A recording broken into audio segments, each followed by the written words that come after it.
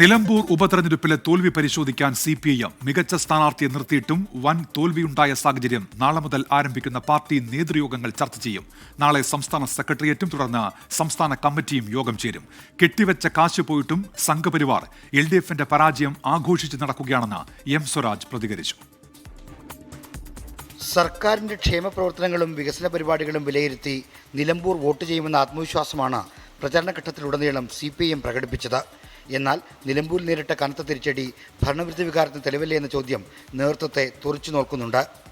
ആ വസ്തുതകളുടെ അടിസ്ഥാനത്തിൽ പരിശോധിക്കുമ്പോൾ നമ്മൾ കാണേണ്ടത് ഈ തെരഞ്ഞെടുപ്പിനെ UDF ഉപയോഗപ്പെടുത്തിയ ഉദ്ദേശവും രീതിയുമായിരുന്നു. എന്നാൽ UDFനെ സംബന്ധിച്ചിടത്തോളം ഈ തെരഞ്ഞെടുപ്പ് വിജയിക്കാൻ അവരുടെ രാഷ്ട്രീയ നിലപാടുകളെ കുറെ കൂടി വർഗീയവൽക്കരിക്കാനിത് തീവ്ര വർഗീയവൽക്കരണത്തിലേക്ക് നീങ്ങിയതാണ് UDFന്റെ ഈ തെരഞ്ഞെടുപ്പ് വിജയത്തിൻ്റെ പശ്ചാത്തലമായിട്ട് മാറിയിട്ടുള്ളത്. UDF എന്ന് പറഞ്ഞാൽ കേരളത്തിലെ ഏറ്റവും വലിയ വർഗീയ കൂട്ടുകെട്ടാണ്. അതിന് രാഷ്ട്രീയമില്ല. UDFന്റെ രാഷ്ട്രീയത്തിൻ്റെ അടിത്തറ തന്നെ വർഗീയ കൂട്ടുകെട്ടുകളുടെ രൂപത്തിൽ തയ്യാറാക്കിയതാണ്. PV അൻവർ നേടിയ വോട്ടുകൾ ഇടതുമുന്നണിക്ക് ലഭിക്കേണ്ടിയിരുന്ന വോട്ടുകളാണോ എന്ന ചോദ്യവും ഉയരുന്നുണ്ട്.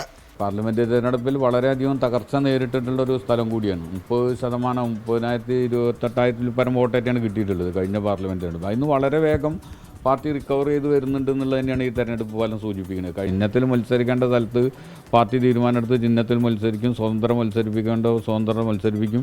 ഒരു ചിഹ്നം വന്നതുകൊണ്ട് വോട്ട് കുറഞ്ഞു, അങ്ങനെയൊന്നുമില്ല. ജമാഅത്തെ ഇസ്ലാമിയുടെ പിന്തുണ സ്വീകരിച്ചതിൽ പ്രതിരോധത്തിലായിരുന്ന കോൺഗ്രസിനെ രക്ഷിച്ചത് CPIM സംസ്ഥാന സെക്രട്ടറി MV ഗോവിന്ദന്റെ RSS പരാമർശമായിരുന്നു. സംസ്ഥാന സെക്രട്ടറിയുടെ പരാമർശത്തിൽ നേതൃയോഗങ്ങളിൽ രൂക്ഷ വിമർശനം ഉയർന്നേക്കാം.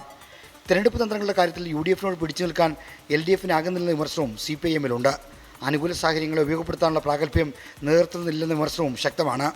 നിയമസഭാ തെരഞ്ഞെടുപ്പ് നടക്കാനിരിക്കുന്ന സാഹചര്യത്തിൽ ഇതിനൊക്കെയുള്ള പരിഹാര നടപടികളും നേതൃയോഗങ്ങൾ തീരുമാനിക്കും. 24 തിരുവനന്തപുരം.